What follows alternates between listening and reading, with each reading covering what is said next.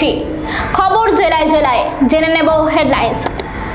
মুখ্যমন্ত্রী মমতা বন্দ্যোপাধ্যায়ের বক্তব্যের বিরোধিতা করে মুখ্য নির্বাচন কমিশনারকে চিঠি শুভেন্দুর। মুখ্যমন্ত্রীর অভিযোগ, দেশের সদ্য নিযুক্ত নির্বাচন কমিশনার জ্ঞানেশ কুমার বিজেপি ঘনিষ্ঠ। সিবিআই এর নয়া রিপোর্টে বেরিয়ে এলো চাঞ্চল্যকর তথ্য। সিমের মাধ্যমে তথ্য প্রমাণ লোপাটের বড় ষড়যন্ত্র। অভিযোগের তীর টালা থানার ওসি অভিজিৎ মণ্ডলের দিকে। মুখ্যমন্ত্রীর ভবানীপুরের বৈঠকে তৃণমূলের চক্রান্ত বলে উল্লেখ করলেন দিলীপ ঘোষ। শিক্ষাক্ষেত্র নিয়েও বিস্ফোরক মন্তব্য বিজেপি নেতার। তৃণমূলকে বেঈমান বলেও তোপ দাগলেন তিনি।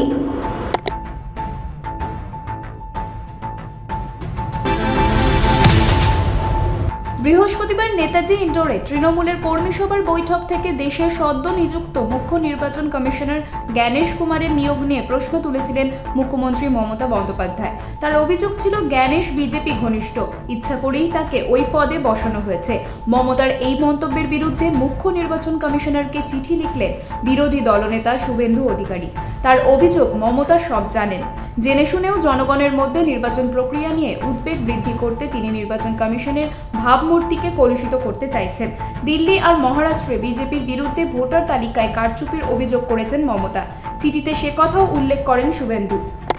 আরজিকর মামলায় চাঞ্চল্যকর নয়া মোড়। প্রাক্তন ওসি অভিজিতের সিমেই তথ্য প্রমাণ লোপাটে বৃহত্তর ষড়যন্ত্রের সূত্র, এমনটাই প্রকাশ্যে এলো সিবিআই এর স্ট্যাটাস কো রিপোর্টে। আর তাতেই চাঞ্চল্য ছড়িয়েছে। ইতিমধ্যে শিয়ালদা আদালতে জমা পড়েছে এই রিপোর্টে উল্লেখ রয়েছে মূলত তিনটি বিষয়। বলা হয়েছে, টালা থানার তৎকালীন ওসি তথা অভিজিৎ মণ্ডলের সিম ফেরত দিলে তথ্য প্রমাণ লোপাট হতে পারে।